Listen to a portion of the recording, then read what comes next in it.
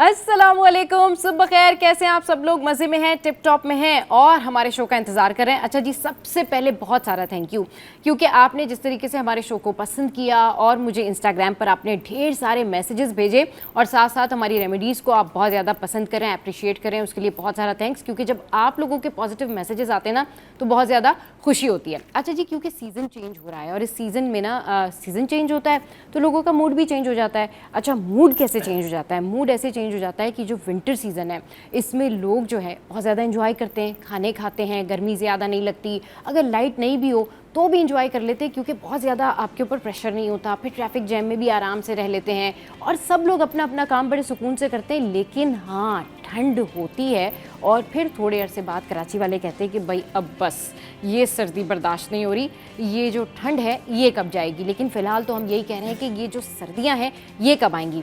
अच्छा, सर्दियों के लिए स्पेशली एक बहुत अच्छी टिप मैं आपके साथ में शेयर करती हूँ। बहुत सारे ऐसे लोग होते हैं जिनकी स्किन जो है वो ड्राई होती है और न सिर्फ ड्राई होती है बल्कि उसमें से ब्लड भी आता है और उनको एक्नी भी हो जाती है वहाँ पर। यानी जब ड्राइनेस हो जाती है तो उसकी वजह से रैशेस पड़ते हैं और एक्नी भी वहाँ पर जो है वो प्रोमिनेंट हो जाती है। अब वो फेस हो या फिर समटाइम्स ऐसा होता है कि बॉडी पे भी आप देखेंगे कि बहुत बारीक बारीक बारीक बारीक दाने होते हैं, तो उसकी वजह से लोग बहुत ज़्यादा इरिटेट हो रहे होते हैं और जब वहाँ पर इचिंग होती है और आप उसको खुजा लेते हैं या आपको प्रॉब्लम होती है तो वहाँ से ब्लड भी आता है। तो सर्दियों से पहले ये रेमेडी अभी ही स्टार्ट कर दें क्योंकि मौसम बस चेंज होने को ही है। तो आपने लेना है कि आपने करना क्या है, आपने एलोवेरा जेल जो है वो रखना है, एक बाउल लेना है, उसमें आपने एलोवेरा जेल लेना है और एलोवेरा जेल के साथ आपने उसमें मिला लेनी है पेट्रोलियम जेली। और उसके अलावा आपने उस एलोवेरा जेल और पेट्रोलियम जेली के साथ जो है वो ये करना है कि रोज़ वाटर थोड़ा सा मिलाना है। तो ये तीन चीज़ें आपने साथ में रखनी है। अगर आपको लगता है कि आपकी स्किन एक्स्ट्रा ऑर्डिनरी ड्राई है और वहाँ पर जो दाने हैं या रैशेज़ हैं वो ज़्यादा हैं तो आपने थोड़ी सी ग्लिसरीन जो है वो भी मिलानी है। और अगर आपको पेस्ट बहुत गाढ़ा लगता है तो आपने उसके साथ में इस्तेमाल करना है रोज़ वाटर का, ताकि वो आपकी स्किन के अकॉर्डिंगली जो है वो एडजस्ट हो जाए। तो आपने एलोवेरा जेल लेना है, फिर आपने पेट्रोलियम जेली लेनी है यानी वेस्लीन लेनी है, फिर उसके बाद आपने जो है उसमें अपने ग्लिसरीन मिलानी है और उसके बाद रोज़ वाटर मिलाना है और उसको एक जार में बंद कर लेना है और लगाना है। एक और टिप और एक बहुत अच्छी और सस्ती टिप मैं आपके साथ में शेयर करती हूँ कि बहुत सारे लोशंस ऐसे होते हैं जो महंगे होते हैं।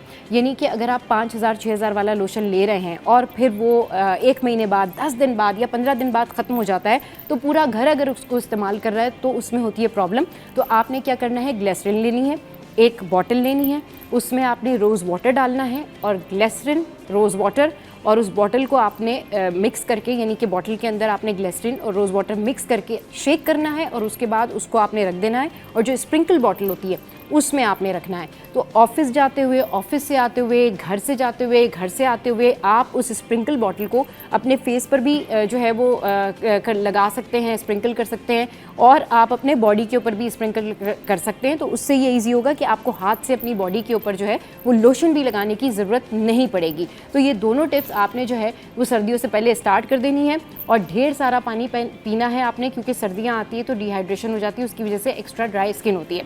अच्छा जी, अब बात करते हैं कि मौसम कैसा है। तो मौसम कराची का वाकई बहुत अच्छा है और आज मेरी अम्मी कह रही थी कि ऐसा लग रहा है कि सर्दियों की आमद है, लेकिन मैंने कहा नहीं, अभी सर्दियाँ थोड़ा इंतज़ार कराएंगी, नहीं आएंगी। तो जो मौसम है वो शहर कायद में गर्म है और मरतूब है। इसके अलावा शहर कायद का जो दर्जा हरारत है वो 27 सेंटीग्रेड जो है वो रहेगा। और दिन भर मौसम कैसा रहेगा इस हवाले से हम आपको बताएंगे बस थोड़ी सी देर में। ज़्यादा से ज़्यादा जो दर्जा हरारत है वो है 35 डिग्री तक जाने का इम्कान है और कम से कम जो दर्जा हरारत है वो 28 से 26 डिग्री तक रहने का इम्कान जाहिर किया जा रहा है। तो अभी जल्दी से जान लेते हैं कि दिन भर का जो मौसम है वो कैसा रहेगा। तो बस थोड़ी सी देर में आपकी स्क्रीन पर जो है वो मौसम का हाल होगा और करंटली आप जान सकेंगे। कहीं भी जाने आने से पहले आपको पता होगा कि जो मौसम है उसके हवाले से आप क्या जा सकते हैं और कहाँ पर जा सकते हैं। अच्छा जी, 11 बजे जो है वो 31 सेंटीग्रेड है, 12 बजे जो है वो 32 सेंटीग्रेड है, 1 बजे जो है वो 33 सेंटीग्रेड है और 2 बजे जो है वो 34 सेंटीग्रेड है। अच्छा जी, तो ये है सिनेरियो। अब आगे बढ़ते हैं और बात करते हैं कि जी क्या हो रहा है सिंध हाई कोर्ट में, कौन से केसेस हैं, कौन सी हेयरिंग्स हैं। तो जनाब सिंध हाई कोर्ट में अहम केसेस की समाअत होगी। आईनी बेंच और रेगुलर बेंच के रूबरू अहम केसेस समाअत के लिए मुकर्रर हैं। मिसिंग पर्सनस के हवाले से गैर कानूनी तामीरात, तजावुजात और लापता अफराद की बाजियाबी से मुताल्लिक दरखास्त पर समाअत होगी। और ये जो हियरिंग है दरखास्त पर समाअत है कायम मुकाम चीफ जस्टिस जफर अहमद राजपूत की सरबराही में 2 रुकनी बेंच करेगा। अच्छा जी, आगे बढ़ते हैं और आपको बताते हैं कि जी क्या हो रहा है एजुकेशन सेक्टर में। अच्छा, एजुकेशन सेक्टर में जो कुछ भी होता है हम आपको बताते हैं कि कहाँ पर फॉर्म जा रहे हैं। इस वक्त कराची बोर्ड जो सिंध बोर्ड जो है वो क्या कर रहा है, लेकिन अभी जो खबर है जो मैं आपके साथ में शेयर करने लगी हूँ ये है जनाब डॉक्टर निगत शाह जिन्ना सिंध मेडिकल यूनिवर्सिटी की जो हैं वो वाइस चांसलर मुकर्रर हो गई हैं। अच्छा जी, डॉक्टर निगत शाह सिंध हुकूमत की आबादी की फलाह बहबूद की फोकल पर्सन भी हैं और अवामी सेहत की पॉलिसी और वकालत के फ़रोग़ के लिए उनकी गहरी वाबस्तगी जो है वो वाबस्तगी की अक्कासी करता है। अच्छा जनाब, जिन्ना सिंध मेडिकल यूनिवर्सिटी इंतज़ामिया की जानिब से डॉक्टर निगत शाह की तकर्री पर दिली मुबारकबाद पेश करती है। इसके अलावा डॉक्टर निगत शाह की क़यादत के मयार जो हैं वो डेफिनेटली आगे लेकर जाएंगे। तो जिन्ना सिंध मेडिकल यूनिवर्सिटी की जो हैं वो वाइस चांसलर मुकर्रर हो गई हैं। अच्छा जी, अब जल्दी से बताते हैं आपको कि आलमी मार्केट में सोने के जो प्राइस हैं वो कहाँ तक पहुँचे हैं। तो आलमी मार्केट में सोना $5 महंगा होकर $3,940 फ़ी औंस की बुलंद तरीन सतह पर पहुँच गया है। 1 तोला सोना 5,400 रुपये महंगा हो गया। 1 तोला सोना नई बुलंद तरीन सतह 4,15,278 रुपये पर पहुँच गया। 10 ग्राम सोना 4,629 रुपये महंगा होकर 3,56,033 रुपये पर पहुंच गया। 1 तोला चांदी 53 रुपये इजाफे से 4,949 रुपये की बुलंद तरीन सतह पर पहुंच गई है। तो ये जनाब सिटी अपडेट जो मैंने आपके साथ में शेयर की। और ये जो वेदर है, यानी अब जो वेदर आने वाला है स्पेशली स्टूडेंट्स के लिए, ये वेदर बड़ा ज़बरदस्त है। मतलब मुझे सर्दियों में स्टडी करने का बहुत ज़्यादा मज़ा आता था। तो मैं उन तमाम तर स्टूडेंट्स को कहना चाहूँगी कि ये जो मौसम है इस मौसम से आप बेहतरीन फ़ायदा उठा सकते हैं। ज़्यादा से ज़्यादा जो है वो आप ट्रैवल कर सकते हैं, पढ़ने के लिए कोचिंग सेंटर्स ज्वाइन कर सकते हैं, क्योंकि इस वेदर में जो है वो बहुत सारे ऐसे इशूज़ होते हैं जो कराची वाले फेस नहीं कर रहे होते। गर्मी जो है वो नहीं होती और स्टडी आवर्स जो है वो बेहतरीन होते हैं। तो इस मौसम में जो है इंजॉय भी करें और साथ साथ जम के स्टडी भी करें। चले जी, शो में यहाँ वक्त एक ब्रेक का, ब्रेक के बाद वापस आएंगे तो टॉप स्टोरीज पर बात करेंगे। हमारे ब्यूरो चीफ कराची अशरफ भाई हमारे साथ होंगे और हमारे करस्पॉन्डेंट वसीम भाई हमारे साथ होंगे। Stay with us. Welcome back. तो न्यूज़ सेशन में खुशामदीद और टॉप स्टोरीज पर बात करने के लिए हमारे साथ अशरफ भाई मौजूद हैं, हमारे साथ वसीम भाई मौजूद हैं। उनको वेलकम करते शो में। अस्सलाम वालेकुम, वेलकम टू द शो। कैसे हैं आप? ठीक ठाक हैं? अच्छा जी, अशरफ भाई ये बताएं कि आजकल जो खबरें हैं ना, चाहे एंटरटेनमेंट हो या न्यूज़ हो, खबरें जो हैं वो इतनी ज़्यादा पॉपअप हैं। खबरें जो हैं वो ऐसी हैं कि कौन सी खबर पे बंदा बात ना करे ये सोचते हैं।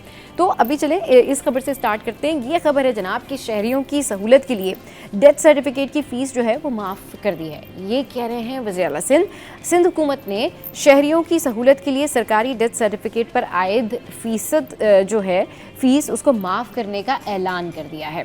अच्छा जी, जबकि सूबाई काबीना ने भी डेथ सर्टिफिकेट पर आयद फ़ीस ख़त्म करने की मंजूरी दे दी है। वज़ीर आला सिंध की ज़ेर सदारत इजलास में सिंध काबीना ने अम्बात के डेथ सर्टिफिकेट की फ़ीस माफ़ कर दी।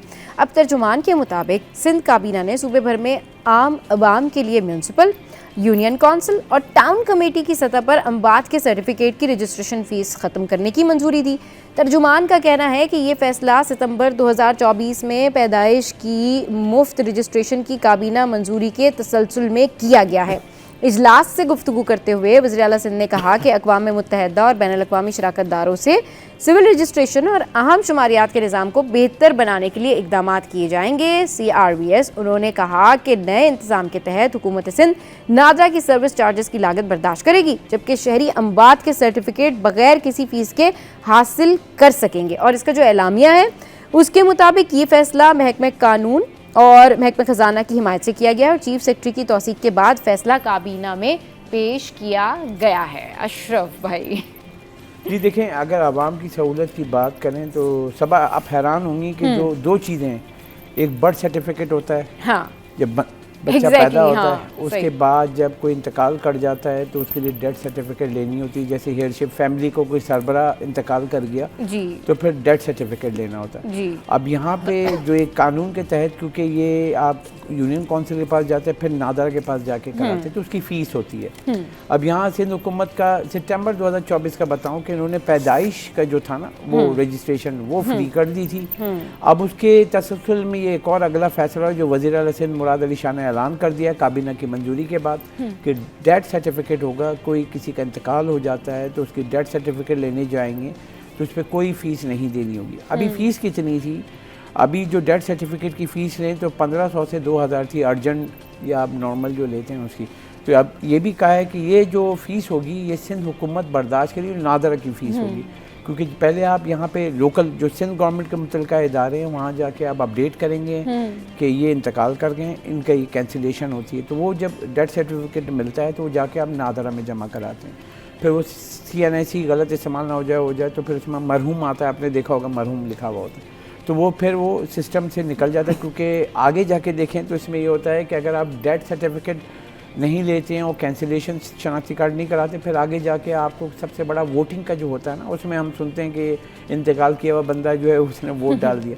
तो ये प्रोसेस है। क्योंकि ये बताऊं कि इससे पहले वर्ल्ड बैंक और दीगर आलमी इदारे यहाँ आते रहते हैं, वो सिस्टम को ईज़ करना कहते हैं, ईज़ करना, हाँ। और उसमें इन्होंने बहुत सारी चीज़ें कही तो उसके ऊपर जो है सिंध गवर्नमेंट जो है ये सबसे पहला फैसला लिया। अगर हम देखें चारों सूबों में तो सिंध गवर्नमेंट ने सबसे पहले लिया था जो आपकी पैदाइश की जो फ़ीस है, बच्चे पैदा होते हैं उसकी फ़ीस माफ़ की थी, लेकिन वो भी बियर जो है सिंध गवर्नमेंट कर रही थी क्योंकि बर्थ सर्टिफिकेट जाके लेते हैं तो सिंध गवर्नमेंट का जब वो लेते हैं तो उसका फ़ीस माफ़ की गई थी। उसी के बाद अब अगला ये फैसला हुआ है कि जो सिंध में कोई भी अगर इंतकाल करता है उसकी डेथ सर्टिफिकेट लेने जाते हैं उसकी कोई फ़ीस नहीं अदा करनी पड़ेगी। तो ये एक आवाम को सहूलत देने के लिए, और बाकी आलमी मियार के यूनाइटेड नेशन भी ले लें, वर्ल्ड बैंक हो गए, वो जो सर्वे लेते हैं पब्लिक का, तो क्योंकि यहाँ पे देखें जो सिंध का, देखें हम बैठे हुए हैं शहर में ना, हमें कोई इशू नहीं होता, हम पढ़े लिखे भी हैं, हमारे पास एक्सेस भी है, लेकिन जो गाँव देहात में लोग हैं, आप सब यकीन नहीं करेंगी कि बहुत सारे गाँव देहात में लोग हैं तो उसमें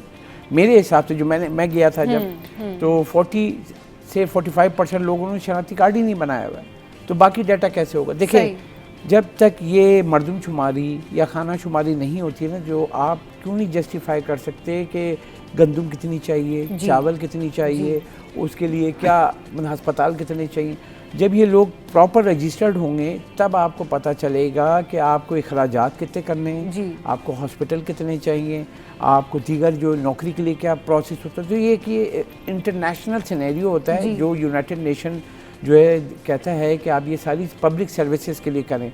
और यहाँ पे सबसे अहम बात बताऊँ कि आइन पाकिस्तान है, उसमें खुद लिखा हुआ है रोटी कपड़ा मकान, तो वो आइन में लिखा हुआ है ये हुकूमत पाकिस्तान की जिम्मेदारी है। अब यहाँ पे तो जो हुकूमत में बैठे हुए उनको तो ये सब चीज़ें मिलती हैं, सरकार देती है फ्री फंड में ना, घर चाहिए तो किराए का वो मिल जाता है, गाड़ी चाहिए वो मिल जाता है, फ्यूल फ्री का मिल जाता है, बिजली फ्री की मिल जाती है, ऑन द बिहाफ किसके, पब्लिक के ऊपर ना। सही।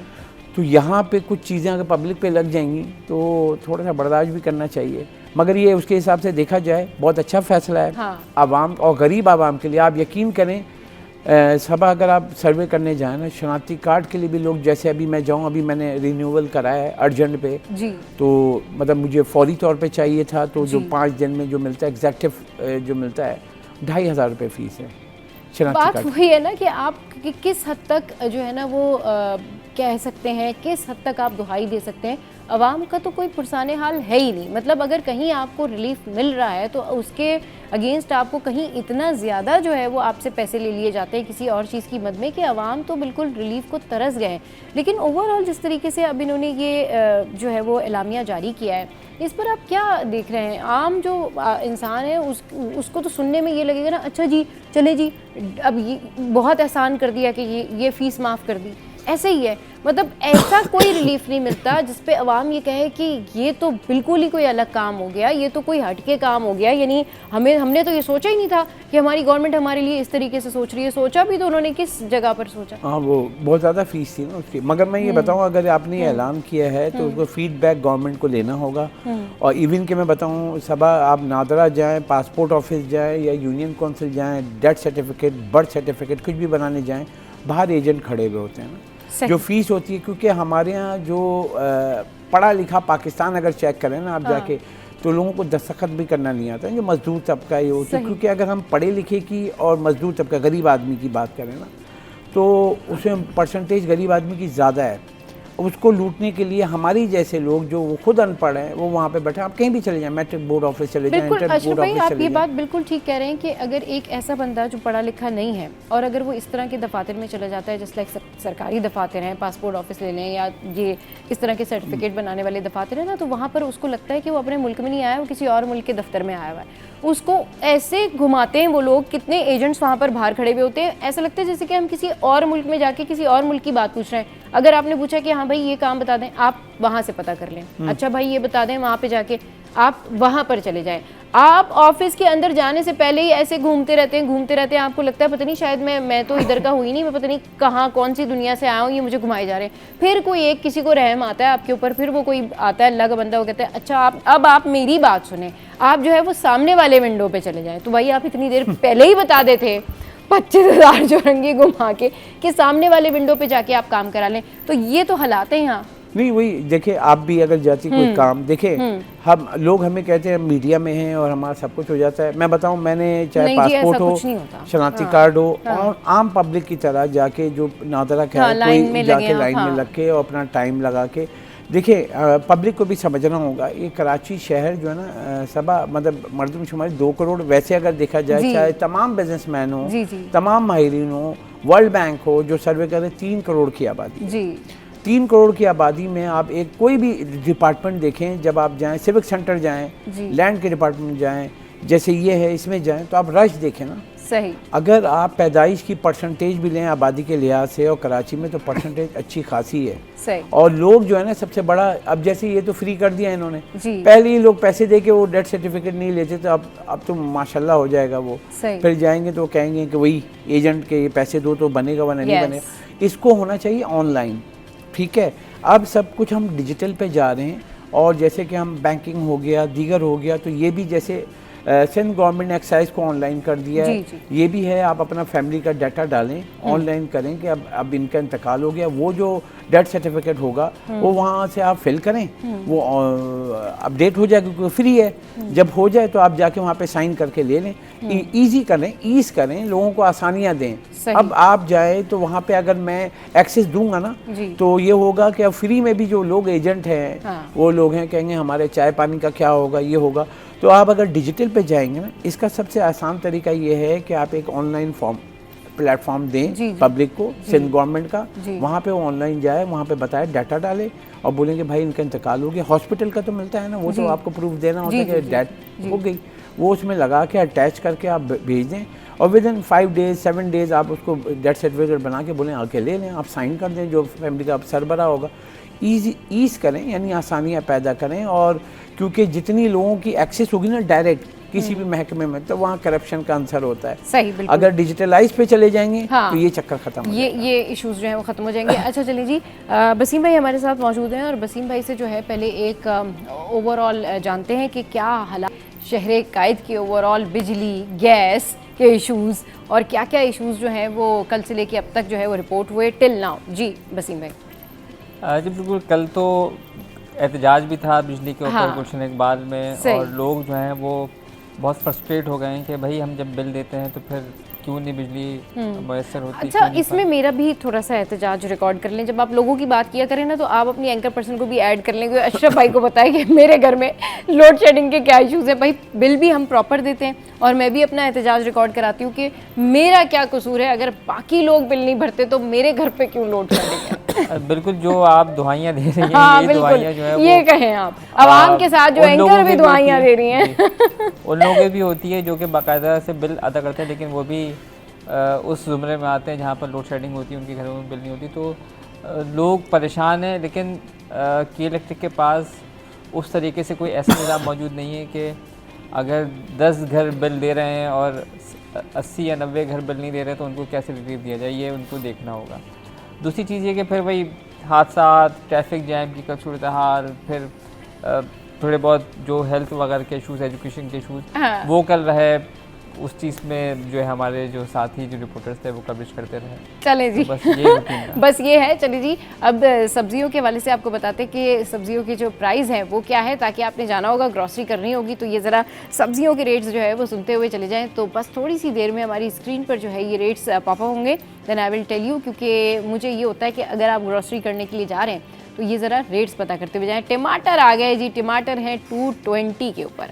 अच्छा जी, और फिर आ गए आलू। आलू जो है वो 69 पे हैं। आलू आंखों के लिए बड़े मुफीद हैं। अच्छा जी, लहसुन आ गया है। लहसुन जो है वो 299 पर है। इसके अलावा जो है अदरक जो है वो 391 पर है। और इसके अलावा जो है वो क्या है जी, गाजर आ गई है जी 138 पे। गाजर जो है वो 58 से 138 का सफ़र बड़ी जल्दी तय किया भाई।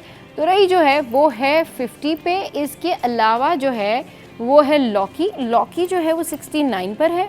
और क्या है जी हमारे पास है, हमारे पास फूल गोभी। फूल गोभी आ गई है 115 पर। अच्छा जी, और उसके बाद खीरा जो है वो है 69 पर। ये जो भिंडी आ गई है, भिंडी है 127 पर। Okay, what we have next, प्याज 81 पर।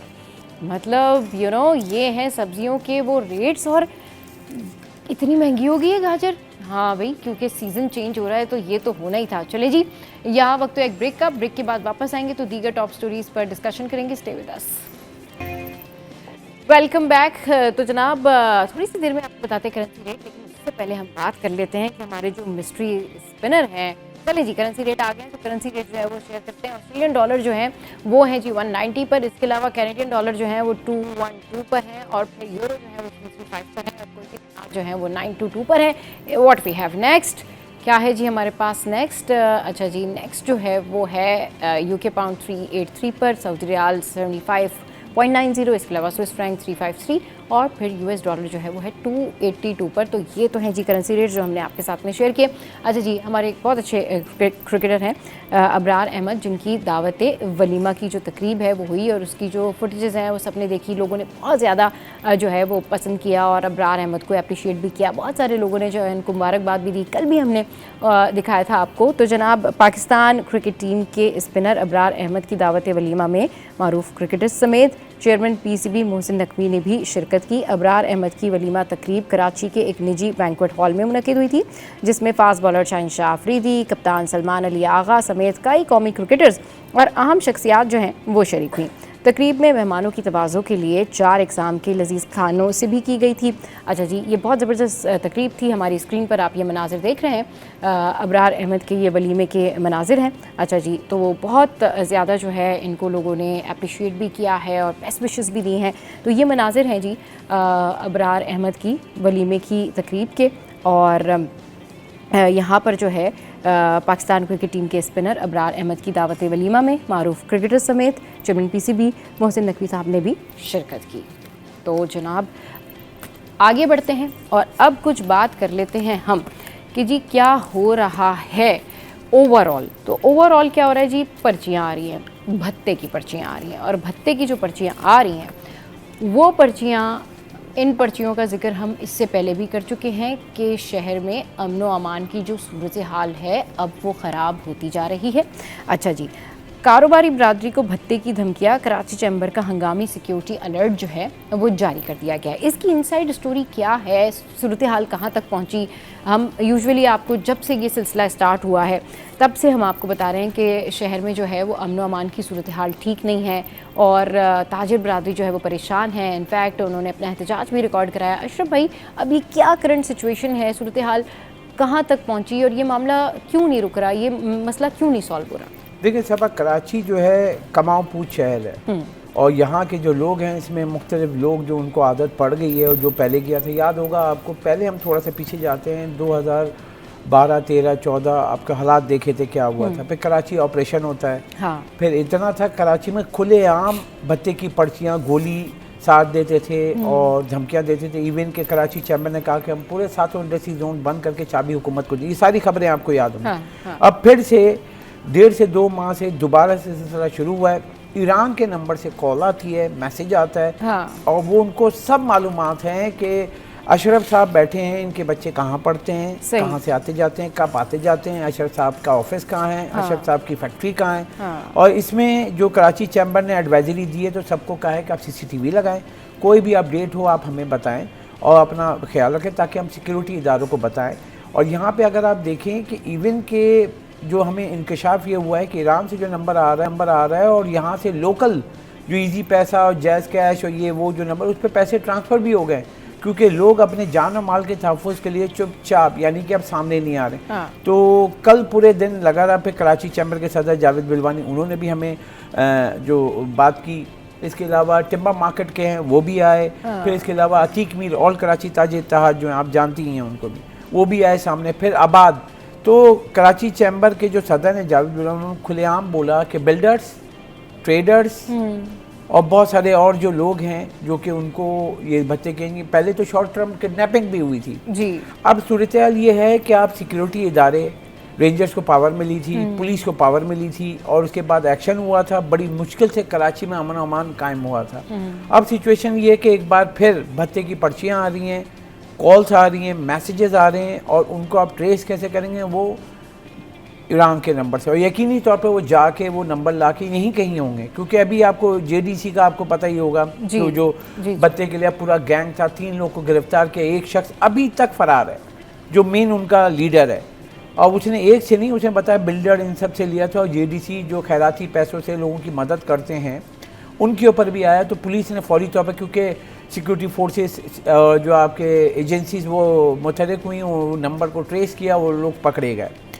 और उसके साथ अभी जो बताया है कि अभी मैं 1 हफ्ते में बताऊं, जब से ये शुरू हुआ तो उसके बाद जब खबरें आना शुरू हुई और कल हाईलाइट ज़्यादा हुआ है, तो अभी तक 2 भत्तेखोर जो थे इंडस्ट्री के ऊपर जो आए थे उसको सिक्योरिटी एजेंसी ने उनको मतलब कि वो मुकाबले में मार दिया है। 3 लोग गिरफ्तार हुए। मसला ये है कि ये अगर हम देखें ना, कब से हम कराची में कब से देख रहे हैं भत्ता पर्ची, मतलब कोई किसी शहर में पूरी दुनिया में कहीं सुना है आपने? खुलेआम ऐसी गोली देते हैं और वो बोलते हैं और उसके बाद सबा यकीन करें, उसके बाद वो जो बोलते हैं वो करके दिखाते हैं। सही। जो बिल्डर हैं हसन बख्शी साहब जो चेयरमैन आबाद, उन्होंने बताया 4 बिल्डर को आई और चारों ने जो शिकायत कर दी आगे, तो उन्होंने गार्ड को जख्मी किया, ऑफिस पे फायरिंग की, जो हमने खबरें भी दी, याद होगा हमने चलाई भी हैं। तो यानी कि आप ऑफिस में बैठी हुए हैं और बाहर आके कोई रोड से आके फायर मारता है, CCTV भी आती है। और यहाँ हमारे एक सवाल है कि हमारे जो रेगुलेटरी अथॉरिटी वो कह रहा है कि फुटेज नहीं दिखाएं, ये सब नहीं करें, तो सवाल ये बनता है कि उनको या तो खुलेआम छोड़ दिया जाए। अब अगर इन लोगों को आप लगाम नहीं डालेंगे तो पब्लिक को आप दे दें, जैसे अमेरिका में है लाइसेंस फ्री का, जो यानी कि आप असला लेके घूमें। देखें, मेरी जान को ख़तरा होगा तो कराची चैम्बर सदर हों या तो बिज़नेस कम्युनिटी हो, वो कह रहे हैं कि भाई या तो हमें फ्री हैंड दे दें। सही। जो वहाँ के जो गार्ड्स हैं, आप यकीन करें, जैसे सिक्योरिटी गार्ड हमारे दफ्तर भी है, बाहर भी है, तो उसके पास भी SOP होती है। हम भी उसको बताते हैं कि किस तरीके से क्या करना है। लेकिन इस वक्त एक बार फिर जो हालात हैं कराची शहर के, जो ये माफिया है, ख़तरनाक माफिया है, ये सरगर्म हो रहा है। तो इनका जो सर उठा रहे हैं, जैसे हमने भी किया क्योंकि बिज़नेस कम्युनिटी हमसे बहुत टच में, तो ये सर उठा रहे, तो हमारी भी ये कोशिश है कि उनकी आवाज़ बन के ये जो सर उठा रहे माफिया, भत्ता माफिया, इनको फौरी तो अभी से ही निस्व नाबूद कर दिया जाए। अगर इसको हमने ढीला छोड़ा तो ये आप यकीन करें, जो ये पुराना वाला कराची में जो सूरत-ए-हाल थी, गैंग वॉर थे, ये सब से दोबारा शुरू हो जाएगा। चले जी, एक और ख़बर जो है वो शेयर करते हैं। और एक और ख़बर जो है ये है कि जी वज़ीर तालीम सिंध सरदार अली शाह का STR के तहत असातिज़ा के तबादलों के हवाले से आने वाली शिकायत का नोट। सूबाई वज़ीर सैयद सरदार अली शाह ने असातिज़ा के मसाइल सुनने के लिए डिवीज़नल सतह पर जो है वो ग्रीवेंसेस कमेटियाँ तश्कील देने की हिदायत कर दी है। मामला क्या है जानते हैं वसीम भाई से। वसीम भाई, क्या मामला है? जी बिल्कुल, ये तमाम तो जो सूरत हाल है इसके हवाले से कहा जाएगा कि असातिज़ा को भी थोड़ी सी मुश्किलात का सामना करना पड़ता है। वो असातिज़ा जो कि आना चाहते हैं लेकिन इंतज़ामी उमूर के मामला की वजह से या फिर एडमिनिस्ट्रेटिवली उनको मुश्किलात का सामना करना पड़ता है। तो एक अच्छी बात है कि जहाँ स्टूडेंट्स के हवाले से जो सूबाई वज़ीर तालीम है वो तमाम तर अहकामात दे रहे होते हैं, हिदायत दे रहे होते हैं, इक़दाम उठा रहे होते हैं। तो वहीं असातिज़ा को भी हमने देखा है कि कुछ असातिज़ा वो चाहते हैं कि वो ज़ेर तालीम जो बच्चे हैं उनको ज़ेर तालीम से जो है वो आरास्ता करें, लेकिन फिर जो मामलात आते हैं, मुश्किलात आती हैं, बहुत से मसला है, उनकी तनख्वाहों के हवाले से डिलेज़ होती हैं, फिर अलाउंसेस के हवाले से डिलेज़ होती हैं। तो ये अच्छा इक़दाम है कि सैयद सरदार शाह ने उनके हवाले से जो अहकाम जारी किए हैं या फिर जो इकदाम उठाए हैं। सही सही, ठीक है जी। तो अच्छा, ये जिस तरीके से आपने कहा ना कि ये बड़ा अच्छा इकदाम है और इस हवाले से इकदाम होने चाहिए, मज़ीद क्या देखते हैं कि आप मज़ीद क्या इसके अंदर जो गुंजाइश है, मज़ीद किस तरीके से इसके ऊपर इम्प्लीमेंट हो सकता है, बेहतरी आ सकती है और चीज़ों को सेटल डाउन किया जा सकता है? जी, इसके लिए हम देखें कि मुख्तलिफ़ ममालिक में बिलखुसूस यूरोपियन जो ममालिक हैं वहाँ पे किस तरीके से टीचर्स के हवाले से जो स्ट्रक्चर है वो डेवलप किया जाता है, बिलखुसूस क्लासरूम के हवाले से जो है वो किस तरीके से मामला की क्या फैसिलिटीज़ दी जाती हैं, क्योंकि हमने तो देखा है कि जो यूरोपियन स्कूल्स हैं उसमें जो है वो बड़ी ज़बरदस्त तरीके की फैसिलिटीज़ होती हैं। वाइट बोर्ड होते हैं या फिर ब्लैक बोर्ड टाइप के होते हैं। चॉक्स का इस्तेमाल कहीं पे कम होता है, कहीं पे जो है मार्ग। तो इसके साथ साथ सहूलतें उनको फराम की जाती हैं, किसी किस्म की टेंशन नहीं होती, आराम से टीचर आते हैं। ये बताऊं कि ये जो असाजा की जो ट्रांसफ़र हुआ है, तो जो कमी थी 1550 असाजा की कमी थी ना, और सबसे हैरान कुन खबर इसमें ये है कि जो वज़ीर तालीम ने जो फैसला किया उसके बाद सिंध भर में 1320 जो बंद स्कूल थे वो खुल गए। सही, तो असाजा नहीं थे। अब इन्होंने जो ट्रांसफ़र पोस्टिंग की है तो मुख्तलिफ जगहों पे जो गलत ट्रांसफ़र पोस्टिंग हो गई थी तो उनके इलाके में उनसे पूछ के उसके हिसाब से किया गया है।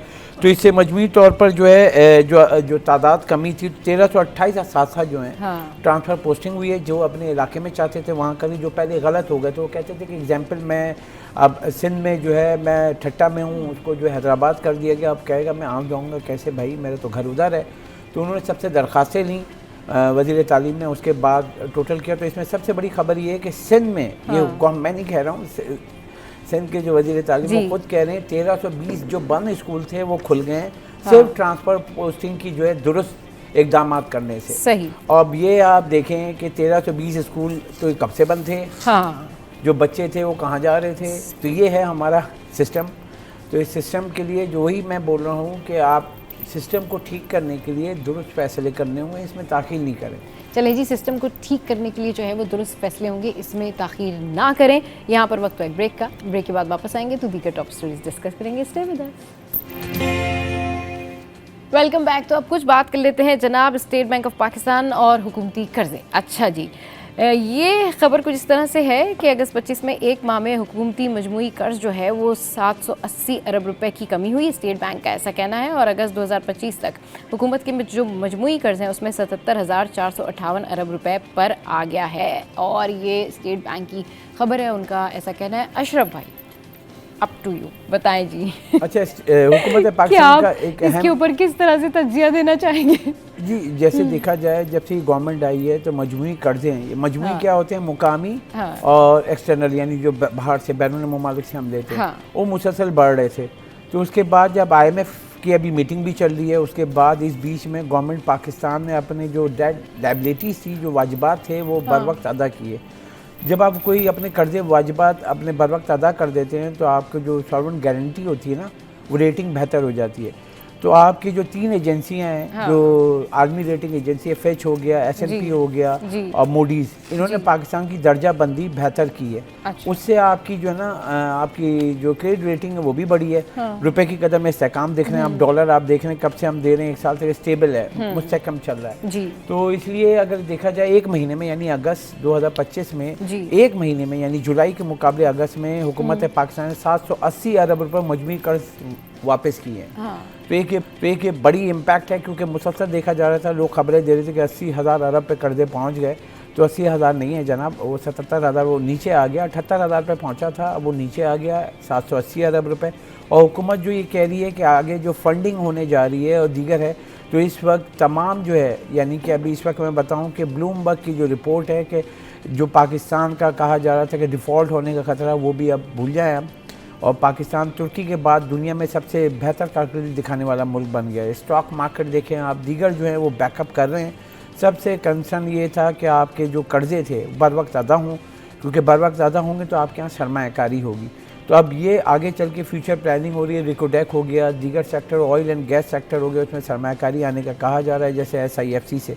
तो देखें, सरमायाकारी का ये है कि अगर ये पैसे आएंगे तो आपके पास जॉब अपॉर्चुनिटी होगी, क्योंकि इस वक्त पाकिस्तान में अगर हम देखें पिछले 2 साल में कोई बड़ी सरमायाकारी नहीं आई है। सब आपको भी पता है, आप देख रही होती। तो जब इन्वेस्टमेंट आती है तो कोई फैक्ट्री खुलती है या कोई काम होता है तो लोगों को रोज़गार मिलता है। तो पाकिस्तान में बहुत सारे ऑप्शंस हैं और लोग काम कर रहे हैं। SIFC भी काम करिए, तो ये आपका रेकोडेक हो गया, दीगर उससे मुतलका हो गए, और बहुत सारे जो सेक्टर हैं उसमें इन्वेस्टमेंट आने जा रही है, जिससे क्या होगा कि लोगों को रोज़गार के मौके पैदा होंगे, जिससे यहाँ जो बेरोज़गारी है उसमें भी कमी होगी। बेरोज़गारी है उसमें भी कमी होगी। अच्छा जी, अगली खबर डिस्कस करते हैं, और ये है खबर के BISP से रिलेटेड ये खबर है कि जी बिलावल भुट्टो के विजन के तहत मलीर में मुस्तहिक घरानों को सोलर पैनल सेट्स जो हैं वो तकसीम किए गए हैं। इस खबर को कैसे देख रहे हैं आप वसीम भाई? अच्छी बात है, क्योंकि बहुत से ख़ानदान ऐसे हैं जो कि सोलर पैनल अफोर्ड नहीं कर सकते। हाँ। और उन इलाकों में लोड शेडिंग के भी मसाइल हैं, बिजली के भी मसाइल हैं, हाँ। मुख्तलिफ वजूहात के बिना पर।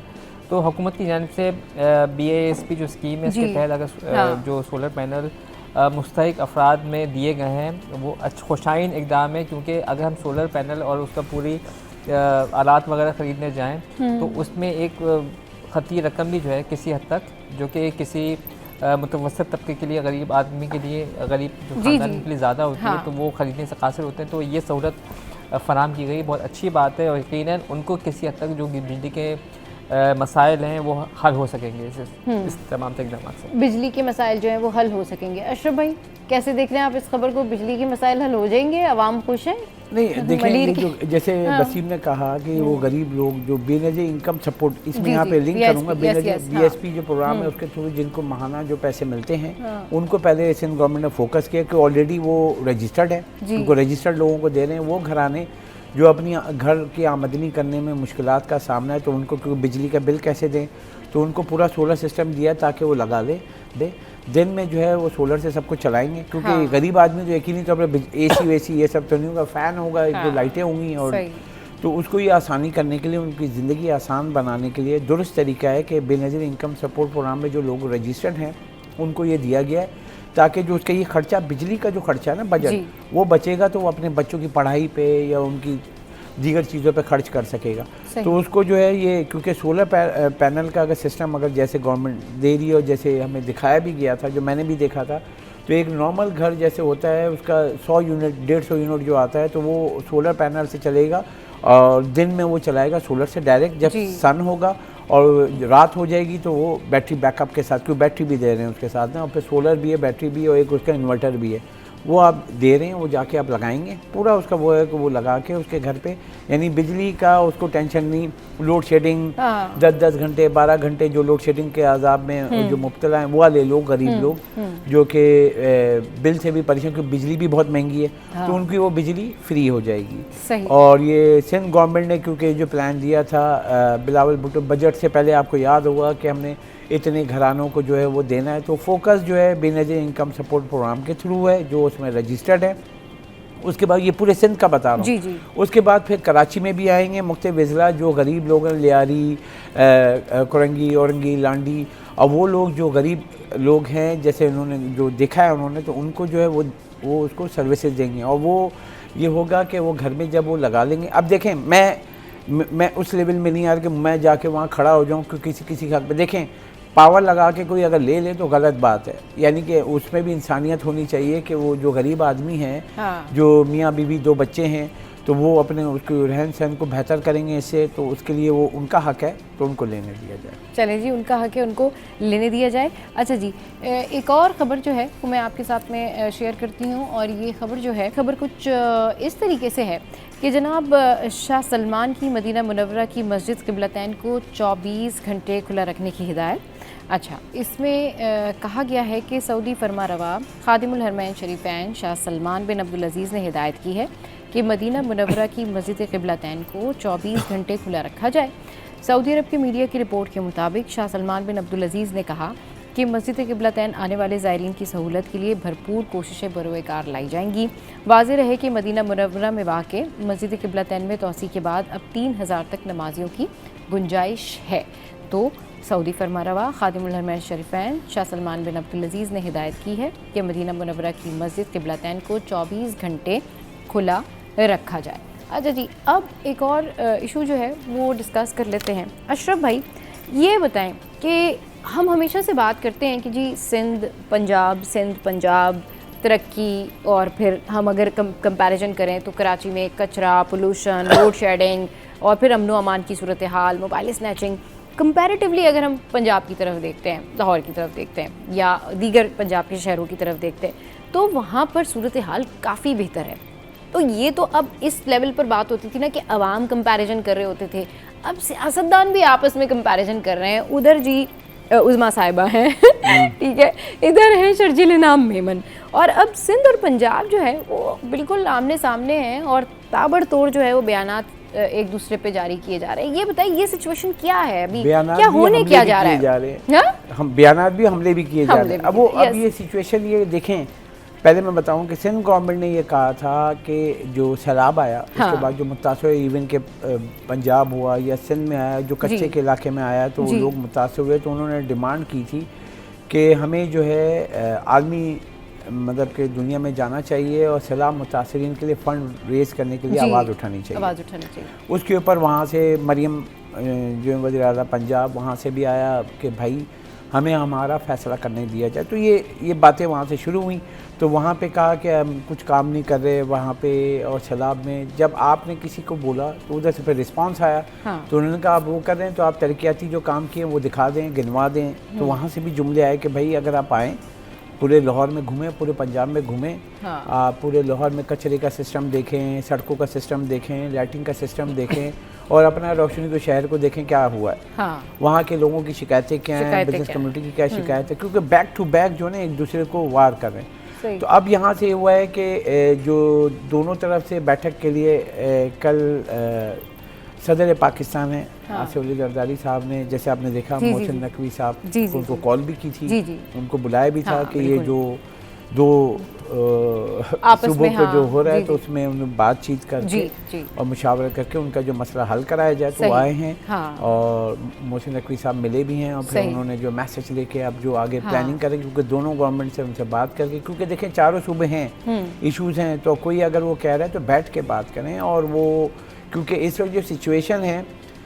बट क्योंकि थोड़ा सा टाइम कम है तो कंक्लूजन ये कि सूरत हाल बस अल्लाह करे संभल जाए और चीज़ें जो है वो बेहतर हो जाए। चलिए जी, बहुत शुक्रिया अशरफ भाई हमारे शो पर आए, बहुत शुक्रिया वसीम भाई हमारे शो पर आए। शो में यहाँ वक्त तो एक ब्रेक का, हेडलाइंस ब्रेक के बाद वापस आएंगे, करेंगे ढेर सारी बातें और करेंगे आपके साथ में रेमेडीज़ शेयर। आपने कहीं नहीं जाना, हमारे साथ रहना। Welcome back. तो जनाब अब कुछ बात करते हैं स्किन केयर की, अब कुछ बात करते हैं कि आप अपने आप को कैसे खूबसूरत बना सकते हैं और अपनी स्किन को कैसे वन टोन कर सकते हैं। अच्छा, जब हम लोग ये बात कर रहे होते हैं ना कि स्किन को खूबसूरत बनाना है और स्किन को बेहतर करना है और खूबसूरत नज़र आना है, तो उसके लिए अपना लाइफस्टाइल भी मेंटेन करना चाहिए और ज़्यादा पानी पीना चाहिए, स्ट्रेस से दूर रहना चाहिए। और उसके साथ ये जो शुमाइला की रेमेडी है ना, ये जो मैं आपको बताती हूँ, ये ज़रूर आप अप्लाई करें और ज़रूर आप इसका फीडबैक मुझे दीजिएगा। तो भाई चलिए जल्दी से आपको बताते हैं कि स्किन से, चेहरे से दाग धब्बे कैसे साफ़ किए जा सकते हैं। तो भाई ये है कि अगर चेहरे पर दाग धब्बे या झाइयाँ हैं तो फिर आपने ये टोटका आजमाना है। 1 चम्मच आपने लेना है नींबू का रस, 1 चम्मच आपने अर्के गुलाब लेना है और आधा चम्मच आपने चंदन पाउडर मिलाकर इसका पेस्ट बना लेना है। तो 1 चम्मच नींबू का रस, 1 चम्मच अर्के गुलाब और आधा चम्मच चंदन पाउडर आपने लिया, पेस्ट बना लिया। अब आपने इसको अपने फेस के ऊपर लगाना है और बहुत जेंटली लगाना है, आपने रिगड़ना नहीं होती कोई चीज़। और 20 मिनट बाद ठंडे पानी से आपने इसको धो लेना है। रोज़ाना रात को सोने से पहले आप ये ज़रूर रेमेडी करें और फिर उसके बाद आप देखें कि चंद दिनों में, कुछ दिनों बाद ही आपका चेहरा जो है वो नर्म, साफ और आपकी स्किन जो है वो बेबी लुक देगी और सॉफ्ट सी जो है वो आपकी स्किन हो जाएगी। और आप खुद देखेंगे कि आपकी स्किन जो है उसमें बहुत ज़्यादा फ़र्क नज़र आएगा। टू टोन जो है वो ख़त्म हो जाएगा, चेहरे से जो झाइयाँ हैं, दाग हैं, वो ख़त्म हो जाएंगे। इसके साथ साथ आपने पानी का इस्तेमाल भी करना है। अच्छा जी, अब आगे बढ़ते हैं और आपके साथ में जो है एक और ख़बर शेयर करते हैं। अच्छा भाई, ये खबर है जनूबी अफ्रीका की विमेन प्लेयर हैं तज़मीन बर्टिस, जिन्होंने बड़ा एजाज़ हासिल कर लिया है। क्या किया ये आपको बताते हैं। इन्होंने जनाब जनूबी अफ्रीका की ये प्लेयर हैं और तज़मीन बर्टिस ने 1 साल में 5 सेंचुरियाँ बनाने वाली जो हैं ये खिलाड़ी बन गई हैं। Great best wishes. अच्छा जी, अब क्या है कि रवा कैलेंडर ईयर के दौरान तस्मीन बर्टिस ने 5 सेंचुरियाँ स्कोर की। उन्होंने 5वीं सेंचुरी आईसीसी वर्ल्ड कप में न्यूजीलैंड के खिलाफ स्कोर की। इसके अलावा जो अगर इसके पैरेलल देखा जाए, जो भारत की स्मृति मंदाना है, उन्होंने एक साल में 4 सेंचुरीज़ के साथ दूसरे नंबर पर रहीं। तो अगर कंपैरिजन कर लिया जाए तो जिस तरीके से भारतीय हर फील्ड में अपने आप को समझते हैं कि वो बहुत आगे हैं, तो यहाँ पर अगर इनकी वुमेन क्रिकेट टीम के हवाले से बात की जाए तो यहाँ पर जो भारत की स्मृति मंदाना है, उन्होंने सिर्फ एक साल में 4 ही सेंचुरीज़ की हैं और अब वो दूसरे नंबर पर हैं। तो ये तो जी हमने आपके साथ में ख़बर शेयर की। अब मैं आपके साथ में बताती हूँ, आपके साथ में शेयर करती हूँ कि जी नमक जो है, हम लोग कहते हैं ना कि जी नमक का इस्तेमाल करें तो उससे खाना जो है वो टेस्टी भी बनता है, और अगर खाने में नमक कम हो तो उतना मज़ा भी नहीं आता। तो खाने में नमक जो है वो एक लाजमी जुज़ है। अब इसका मुनासिब इस्तेमाल जो है वो उसके जायके में 4 चांद लगा देता है। अब ये 4 चांद कैसे लगें? अगर नमक ज़्यादा हो जाए तो क्या करें, नमक कम हो जाए तो क्या करें? तो भाई करना कुछ आपने ये है कि नमक से खाने का कुदरती जायके निकालने के लिए सिर्फ इसकी मिकदार ही काफ़ी नहीं होती, बल्कि इसे कब डिश में शामिल किया गया है ये भी बहुत अहम है। और ये बात मेरी अम्मी हमेशा कहती हैं कि आपने खाने में नमक कब मिलाया है, ये बहुत अहम होता है कि कौन सा ऐसा टाइम है जिस टाइम आप खाने में नमक मिला रहे हैं। अच्छा जी, दरअसल मुख्तलिफ नौइयत के खानों में नमक मुख्तलिफ तरीके से एब्जॉर्ब होता है, यानी जज्ब होता है। अब इसको डिश में शामिल करने का वक्त और रतूबत ही मजमूई जायके पर असरअंदाज होता है।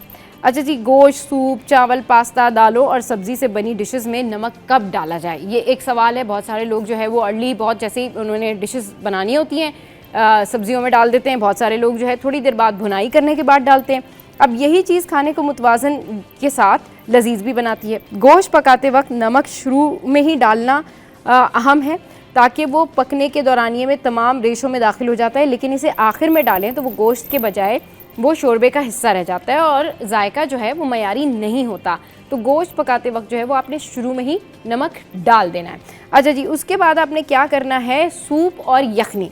सूप और यखनी में जायके के लिए नमक को आपने पानी में हल करना है और फिर आपने उसे पकाने के दौरान किसी भी मरहले में डिश का हिस्सा बनाना है, और आप जब चाहें आप डिश का हिस्सा बना सकते हैं, ये आपकी अपनी स्वाबदीद है। अच्छा, कई ऐसे सारे शेफ़्स हैं जो कि कहते हैं कि सूप और यखनी पकाने के दौरान थोड़ा थोड़ा नमक डालें और बार बार चेक करें कि जायका एडजस्ट हुआ भी है कि नहीं हुआ है। अच्छा, चावल और पास्ते को उबालने से पहले पानी में नमक डालें, थोड़ा नमक उस वक्त और थोड़ा नमक उबलते वक्त डालें। ये निशास्तेदार ग़िज़ाएँ पकने के दौरान जायके को जज़्ब करती हैं। इन चीज़ों में बाद में नमक डालना बेअसर रहता है। दालें, लोबिया, चने जब भिगो दें तो इसमें नमक शामिल कर दें ताकि इनमें नरमी आ जाए और ये पकने में कम वक्त लें और जायका बेहतर दें। इन चीज़ों में पकाते वक्त नमक डालने से ये सख्त हो जाती हैं और देर से गलती हैं। अच्छा जी, सब्जियों में नमक आखिर में या पकने से थोड़ा सा पहले डालने से उसका जायका क्रंच पैदा करता है। अच्छा, ये ट्रैक सिर्फ नमकीन सब्जियों जैसे टमाटर, मिर्च और मशरूम वगैरह के लिए ज़्यादा मौसर है। याद रखें कि नमक डालने के बाद जायका चखते रहें और ये भी ख्याल रखें कि कीवी सॉसेज और जनाब सोया सॉस वगैरह में नमक पहले से ही शामिल होता है। ये जो क्यूब्स होते हैं ना इनमें, और सॉसेज जो होते हैं सोया सॉस वगैरह, इनमें नमक पहले से ही शामिल होता है। अच्छा जी, अब आगे बढ़ते हैं और आपको बताते हैं कि जी एंटरटेनमेंट वर्ल्ड में क्या हो रहा है। और एंटरटेनमेंट वर्ल्ड में जो है वो इस वक्त बहुत सारे शूट्स लाइनअप हैं। एंटरटेनमेंट वर्ल्ड में जो है वो बहुत सारी ऐसी क्रिएटिव काम हो रहा है जिसको देख के वाकई बड़ा प्राउड होता है कि हमारे पाकिस्तानी डिज़ाइनर्स जो हैं वो बहुत अच्छा काम कर रहे हैं। हमारी मॉडल्स, हमारी एक्टर्स जो हैं they are doing good. Welcome back. तो आज हम बात करेंगे जादू की क्या हकीकत है। उससे तो हम सभी जानते हैं कि जब किसी पर खुदा न खास्ता इस तरह से जादू हो जाए तो उसके घर बार और उसकी अपनी पूरी पर्सनैलिटी जो है वो तबाह हो जाती है। इस हवाले से बात करेंगे। दूसरा ये कि जादू, जिन्नात और ये जो होते ना कि लोग जाते हैं कब्रिस्तान में जाकर, जहाँ पर दुआएं करने की जगह है, जहाँ पर दूसरों के लिए खैर मांगने की वो जगह है कि आप जाएं और अपने प्यारों के लिए दुआ करके आएँ, वहाँ पर भी जो है लोग इस तरह की एक्टिविटी परफॉर्म करते हैं कि कब्रिस्तानों में भी जो है वो जादू कर रहे होते हैं या इस तरह की एक्टिविटी कर रहे होते हैं। तो जादू, जिन्नात और ये जो कब्रिस्तान में जो अमाल हो रहे होते हैं, ये कब्रिस्तान में जो इस तरह की एक्टिविटी हो रही होती हैं, इसका आपस में क्या ताल्लुक़ है, इस पर बात करने के लिए आज हमारे साथ जो है वो शो में मौजूद हैं मुफ्ती अब्दुल हन्नान सरमदी साहब जो कि इस्लामिक स्कॉलर हैं, और हमारे साथ ख्वाजा इरशाद फ़करी साहब हैं जो कि स्पिरिचुअल हीलर हैं। इन दोनों को वेलकम करेंगे शो में। अस्सलाम वालेकुम, वेलकम टू द शो। बहुत शुक्रिया मुफ्ती साहब, ख्वाजा साहब, आप हमारे शो पर आए। मुफ्ती साहब इसका क्या ताल्लुक़ है आपस में? ये लोग कब्रिस्तान जाते हैं और वहाँ पर देखें कि कोई तावीज़ बांध रहे हैं या वहाँ पर कुछ इस तरह की एक्टिविटी कर रहे हैं कि कब्र के अंदर कुछ चीज़ें रख रहे हैं, ये सब इनका आपस में क्या ताल्लुक़ है और ये किस वजह से? बिस्मिल्लाह वल्हम्दुलिल्लाह वस्सलातु वस्सलामु अला रसूलिल्लाह व बाद। देखें, जादू का जिन्नात के साथ और इसी तरह कब्रिस्तान के साथ एक गहरा ताल्लुक़ है। सबसे पहले तो ये कि जादू की मुख्तलिफ़ किस्में हैं जी। ये जो काला जादू कहते हैं ना, असल जादू है जिसको जादू कहा जाता है, वरना जादू के नाम पर शुबदेबाजियाँ भी हैं, जादू के नाम पर ऐसे ही लोगों की नज़रबंदी है, यानी हकीकत में कुछ नहीं होता लेकिन ऐसा मालूम होता है कुछ कर दिया है। तो वो जो जादू है जिसको काला जादू या असल जादू कहते हैं, उसमें शयातीन के अमल दखल के बगैर जादू हो नहीं सकता। और ये जितना ज़्यादा जिन्नात, वो भी सरकश और काफिर जिन्नात, उनसे काम लिया जाता है। तो जिन्नात का काम जो है ना, वो उस वक्त सही तौर पर जो है असर करता है जब सामने वाला कुछ ना कर रहा हो, पढ़ रहा हो, नमाज़ पढ़ रहा हो, तिलावत कर रहा हो, उस पर वो जादू जिन्नात असर ही नहीं कर सकते।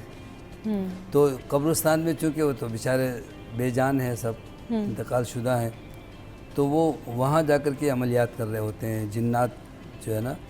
और ये जादूगर भी कहीं मुर्दे अफराद के आज़ा ले करके और कहीं ज़िंदा इंसानों के भी, कहीं बाल नाखून, कहीं उनके चल कर जाने के बाद उस जगह की मिट्टी ले लेते हैं, कहीं इस्तेमाल शुदा कपड़ा ले लेते हैं और उस पर जादू कर रहे होते हैं। सही।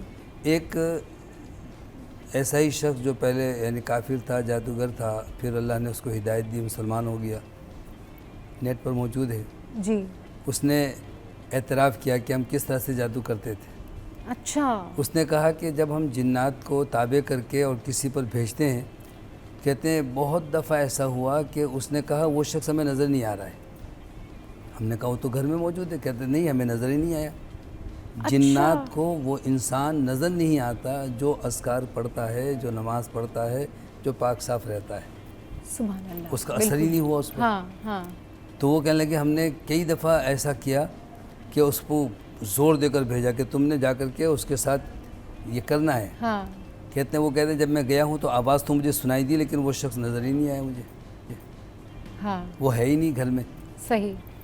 तो जिन्नात जो हैं वो काफिर जिन्नात, जिन्नात की भी दो किस्में हैं, जिस तरह मुसलमान भी हैं इंसानों में से और इंसानों में से काफिर भी हैं। जी जी। तो जो काफिर जिन हैं, काफिर शयातीन हैं, वो जितना ज़्यादा कोई अल्लाह का बागी होगा उतना वो उसकी ताबेदारी करेंगे। और इस बुनियाद पर वो कहते हैं हम अपने आप को जो है, अपने आप को, अपने बाल बच्चों को, अपने घर वालों को किस तरह से बचाएंगे कि अस्कार की पाबंदी करें, दुआओं का अहतमाम करें, पाक साफ़ रहने की कोशिश करें। अब बदकिस्मती ये है कि हमारे घरों में वाशरूम भी हर कमरे के साथ अटैच बात है। सही। और ये जिन्नात का गढ़ है, बिल्कुल ठीक है, शयातीन का जी जी, नापाक जगह है उनके लिए। हाँ। इसीलिए हदीस में जो दुआ सिखाई गई ना, अल्लाहुम्मा इन्नी अऊज़ु बिका मिनल खुबुस वल खबाइस, हाँ, खबीस जिन्नात और जिन्नियों से अल्लाह मैं तेरी पनाह चाहता हूँ, ये पढ़ करके जाएं। तो आपने फरमाया उनकी निगाहों के दरमियान पर्दा हायल कर दिया जाता है, उन्हें नज़र नहीं आता कौन आया कौन गया। लेकिन अब दुआ भी बहुत से नहीं पढ़ते जल्दबाजी में या लाइल्मी में, और फिर दरवाज़ा भी खुला रखते हैं। आपने फरमाया जब तुम अपने घरों में भी जाओ तो बिस्मिल्लाह कह के दरवाज़ा खोलो और बिस्मिल्लाह कह के बंद कर दो। जिस चीज़ पर अल्लाह का नाम लिया जाए शयातीन नज़र ही नहीं आती। तो बहरहाल जादू जो है ये तो अपने उसका एक वजूद है, उसका इनकार नहीं किया जा सकता। जी जी।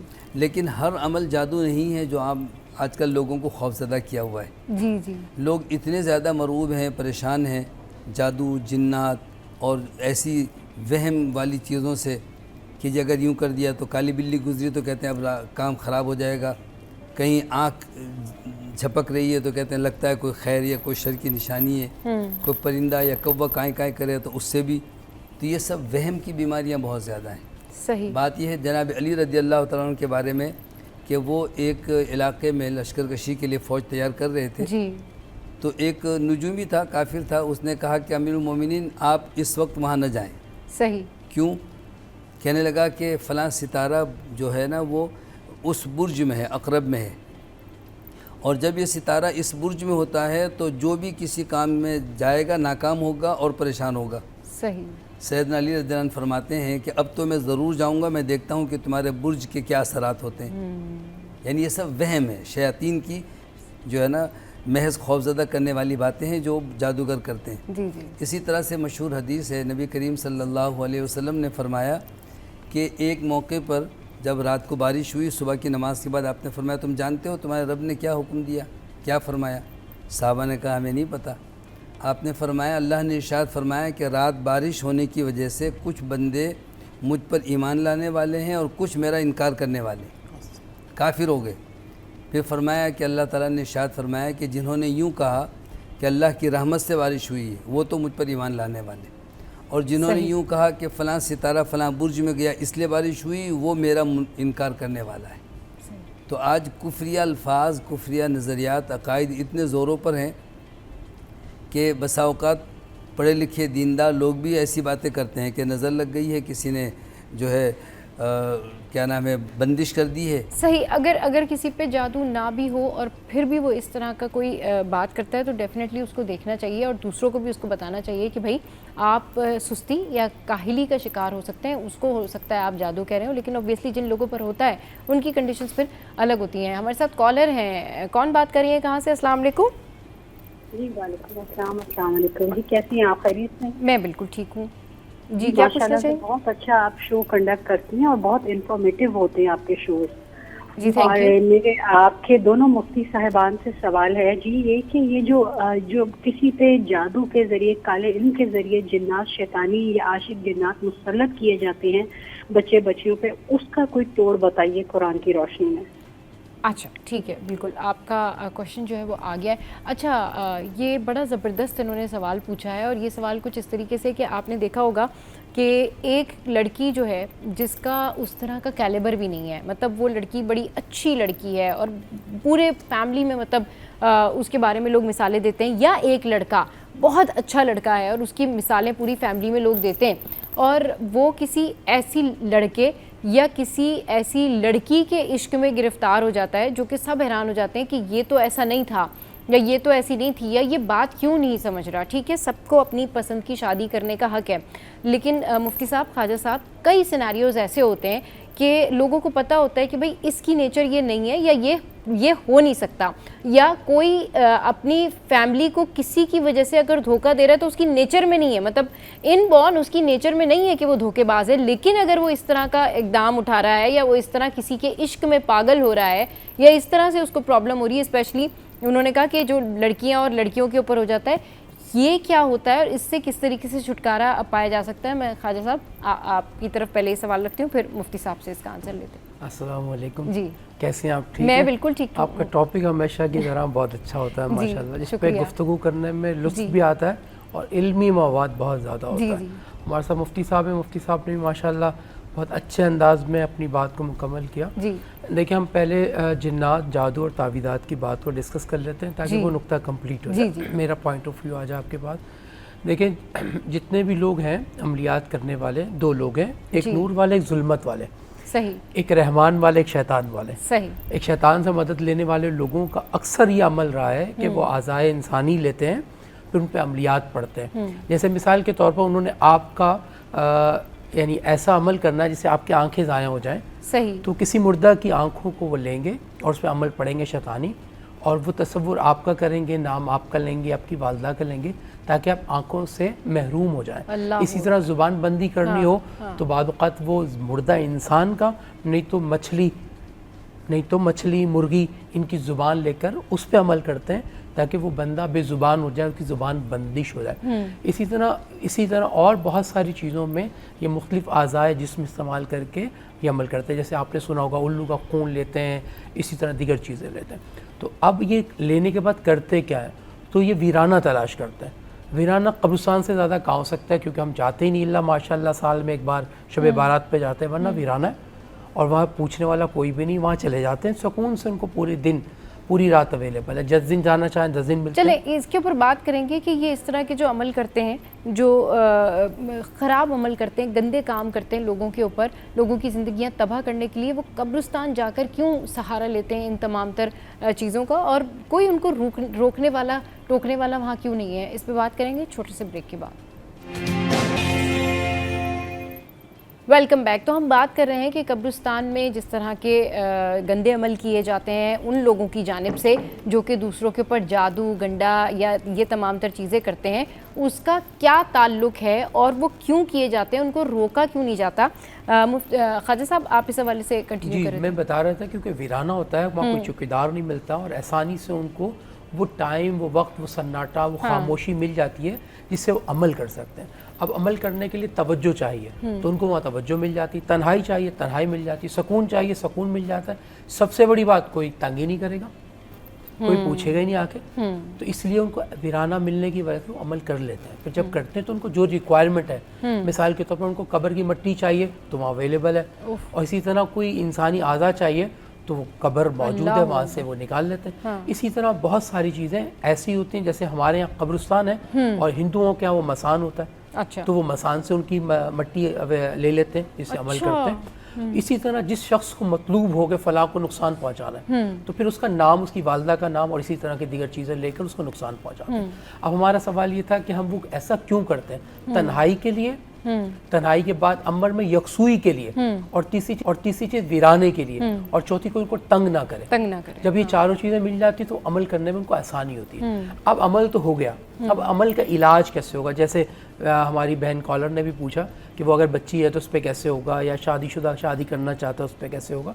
तो इसका जवाब ये है कि अब वो मकसूद बंदे पर अमल हो गया। अब अमल करने का कोई ना कोई मकसद ज़रूर होता है, या मारना, या बीमार करना, या किसी को हासिल करना, या उससे दौलत हासिल करना, या उस हाकिम के वक्त या अपने बॉस के पास जाकर वो पोस्ट हासिल करना जिस मकसद को वो पाना चाहता है।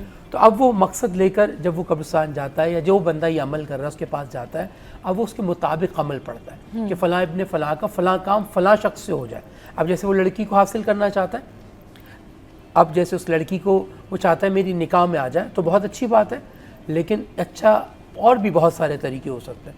लेकिन वो बुरा तरीन अमल करता है, बुरे जादूगरों के पास जाता है, या शैतानी अमल करता है, तो जैसे ही शैतानी अमल का तरफ कदम उठाए और इस काम की तरफ गया तो ईमान से खारिज हो। अच्छा, ये दरख्तों के ऊपर भी ये देखा है कि यहाँ पर धागे बने हुए हैं कब्रिस्तान में। अभी ये इसके बाद अगली बात मैं यहाँ कंप्लीट कर लूँ। जैसे ही अमल कंप्लीट हो जाता है, अब वो एक गंडा तैयार हो गया, एक तावीज़ तैयार हो गया। लेकिन नूरी तावीज़ और होते हैं, कुरान पाक के तावीज़ और होते हैं, ये शैतानी तावीज़ होते हैं। अच्छा, अब इनके पास 3 रुख होते हैं, या आग में जलाएंगे, अच्छा, हाँ, या कब्रिस्तान में कब्र के अंदर दफनाएंगे, अच्छा, या फिर आखिर इनके पास हरबा होते हैं, दरख्त के साथ लटकाए जाएंगे हवा के अंदर। अच्छा, यानी तीनों तरीक़ों से ये बंदे को किसी तरह मैसेज दिया जाता है कि बंदा फ़लाँ काम जाके कर दे। वो जो बंदा गायबात है, जो मातहत मखलूक है, वो उसको जैसी पैगाम पाती है वो अमल करती है। जैसे आज हम कीबोर्ड पे कमांड देते हैं और वो पीसी पर जैसी कमांड जाती है वो काम करता है। जैसे हमने कहा यूट्यूब पे कोई वीडियो लगा दें, जैसे हमने कमांड दी तो उसने वीडियो लगा दिया। या जो लोग प्रोग्रामर हैं वो पहले से जब प्रोग्राम डिज़ाइन कर रहे होते हैं तो वो बताते हैं कि ये बटन दबाया जाएगा, पी प्रेस करेंगे तो उसने ऐसा करना है, ई प्रेस करेंगे तो ऐसा करना है। सिमिलर इसी तरह होता है, वो जब बताते हैं हम आग देंगे तो आपने जाके बंदे को जलाना है, उसके दिल को तड़पाना है, उसको बेचैन करना है। अब बेचैन करना किस तरह? किसी के इश्क में बेचैन करना है, वो बेचैन होगा किसी के इश्क में, उसके लिए तड़पेगा, उसके लिए ऐसी हरकतें करेगा कि घर वाले परेशान हो जाएंगे। ये तो नॉर्मल हरकतें कर रहा है, ये ऐसा तो नहीं था, ये रो क्यों रहा है, ये ऐसा तड़प रहा क्यों है, ये बेचैन क्यों हो रहा है? फिर इसी तरह जैसे हार्ट अटैक होता है, लेकिन बजाय डॉक्टर के पास जाते हैं तो अटैक की कोई अलामात नहीं होती, ना ब्लड प्रेशर हाई है, ना शुगर हाई है, ना कोलेस्ट्रॉल बढ़ा हुआ है, लेकिन फिर भी उसकी कैफियत तैयारी होती है, मैं अभी मर जाऊंगा, अभी मर जाऊंगा, खौफ की कैफियत तारी होती है। जब ऐसी सारे अलामात होते हैं और डॉक्टरी किसी रिपोर्ट्स में कोई मर्ज नहीं आ रहा होता, तो 100% जो लोग समझदार होते समझ जाते हैं कि इसको कोई जादू हो गया, कोई अमल हो गया, तो फिर उसके बाद जाके किसी से तस्दीक की जाती है कि इस पर अमल हुआ या नहीं हुआ, फिर तस्दीक करते हैं। हाँ। अब यहाँ से वो बात जो आपने सवाल किया, जैसी तस्दीक होती है तो पता चल जाता है हाँ ये अमल हुआ। अब इसने 3 अलामात है। पहला, वो किसी ने तावीज़ बनाया होगा शैतानी जिन्नात का, शैतानी अमलियात का, या किसी ने धागा पड़ा होगा जिसे हम गंडा कहते हैं, या कोई ऐसा अमल, कोई उल्लू का सर या कोई इस तरह की एलिमेंट, कोई ऐसी चीज़, कोई ऐसा जिस्म का आज़ा लेकर उसने दफनाया होगा। मैं एक वाक़या सुनाकर इस बात को कंप्लीट करता हूँ। एक पुलिस वाला मेरे पास आया और उसने मुझे कहा कि मैं आपसे एक बात शेयर करना चाहूँ, उससे बहुत बड़ा जुल्म हो गया। मैं कहा वो जुल्म क्या हुआ है? कहा मैंने एक बंदा, मेरे यहाँ औलाद का मामला नहीं था, एक बंदे के पास गया, उसने कहा इंसानी खोपड़ी ले आओ। कहा हम 3 भाई थे, तीनों इतने परेशान थे कि मैं चला गया कब्रिस्तान के अंदर। हाँ, इंसानी खोपड़ी। कहा मैं चला गया कब्रिस्तान के अंदर और मैंने वहाँ से खोपड़ी निकाल ली और मैं लेके जब जादूगर के पास पहुंचा तो थर थर कांपने लगा कि भाई मैं तो मजाक कर रहा था इसलिए कि तू मुझे पैसे दे दे, और तूने पैसे नहीं तो खोपड़ी लिया, तू कितना बड़ा जालिम है।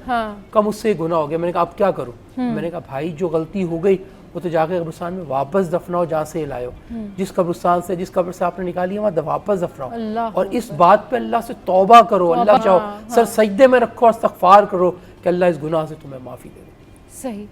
तो इस तरह के लोग काम करते हैं और करवाते भी हैं, लेकिन उसका 2 मकसद होते हैं। एक तो हकीकी जादूगर जैसे मुफ्ती साहब ने बताया वो लोग होते हैं, और एक शुबदेबाज जो खाली पैसों के लिए बोलते हैं कि उल्लू का खून, अब वो कहेगा मैं तो ला नहीं सकता, लेकिन अच्छा इतने पैसे मुझे दे दो तो मैं मंगवा लूँगा, फला आधा चाहिए, इंसानी खोपड़ी चाहिए, इंसान का आधा चाहिए, वो कहेगा मैं तो नहीं ला सकता, कहेगा अच्छा इतने पैसे दे दो तो मैं मंगवा लूँगा। अल्लाहू अकबर। पता नहीं लोगों को खौफे खुदा क्यों नहीं है, वो ये कैसे कर सकते हैं? मैं बहुत आप ये हैरान हूं। नोट करें कि वो बंदा जाकर किस तकलीफ में होगा, जाकर निकाल के भी ले आया। उफ उफ। चलिए बात से जी, यहाँ वक्त तो एक ब्रेक का, ब्रेक के बाद वापस आएंगे तो फिर इस पर मज़ीद डिस्कशन करेंगे।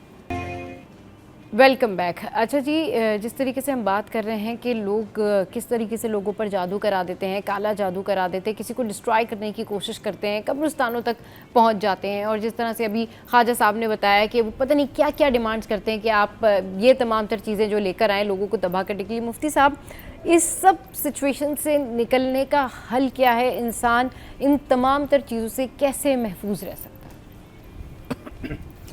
पहले तो मैं उस सवाल का थोड़ी सी वजाहत कर दूं जो बहन ने पूछा जी था। बिल्कुल। हाँ, कि एक मर्द है बिल्कुल सही काम कर रहा है, अचानक जो है ना वो किसी का इश्क में मुब्तला हो गया या कोई लड़की, तो ये दरअसल हसद की एक किस्म है कि इसकी शादी मुझसे होनी चाहिए थी, उससे क्यों हुई। अच्छा। बस अब इस आग में वो शैतान के पास जाते हैं, जिन्नात जादूगरों के पास जाते हैं, उनसे काम लेते हैं। हदीस में नबी करीम सल्लल्लाहु अलैहि वसल्लम ने फरमाया क़ुर्ब क़यामत ऐसे फितने होंगे जैसे तारीक अंधेरी रात होती है, और फरमाया उसमें लोग मामूली सा सामान या मामूली से फ़ायदे के लिए अपना ईमान बेच देंगे। सही। फिर आपने फरमाया कि सुबह एक शख्स मोमिन मुसलमान होगा, शाम को काफिर हो जाएगा। सही। शाम को मोमिन था, सुबह उठा काफिर हो जाएगा। तो करते ही ये लोग ये हैं कि इंसान है ना, फितरत उसकी है कि जी फ़लाँ लड़के से मेरी शादी होनी चाहिए थी, कहीं और हो रही है तो अब वो रिश्ता ना चले।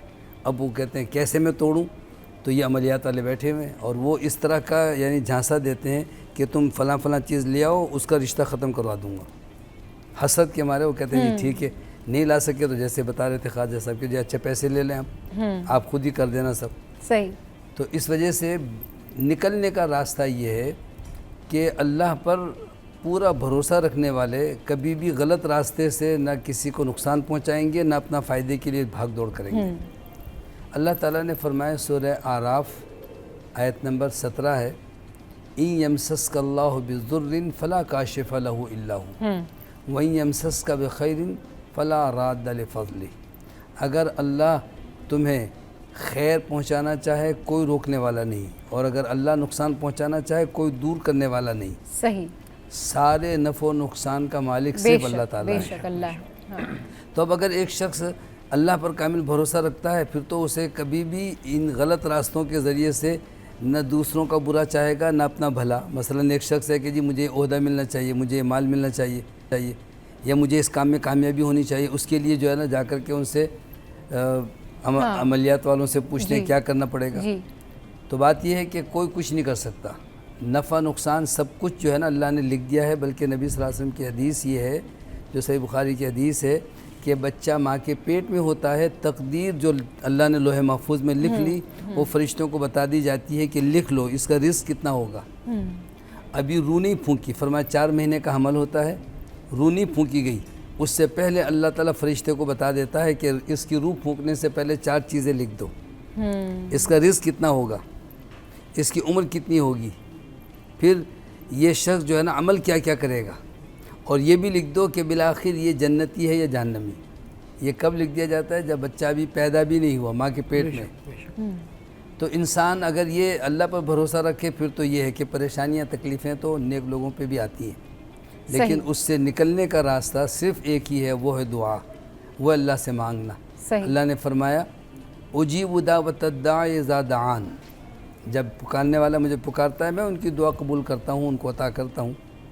तो दुआ के बजाय समझते हैं मैं कुछ ना करूँ फलां कर दे, दूसरा कर दे। अब वो दूसरों के भरोसे पर जो गलत रास्ता अपनाते हैं, जादूगरों के पास जाते हैं, तो अक्सर तो जादूगर है ही नहीं, वो तो सिर्फ फ़रेब और धोखा देने के लिए कहते हैं सब कुछ हो जाएगा, बस इतने पैसे दो, या फलां फलां चीज़ तुम खुद ले आओ, वो चीज़ें ला नहीं सकते, काला बकरा ले आओ। अब काला बकरा नहीं आया, कहते हैं कहाँ ढूंढेंगे, अच्छा जी पैसे आप ले लें, इस बहाने 40-50 हज़ार रुपये दे दिए जी, या और कोई ऐसी चीज़ें मंगवाई।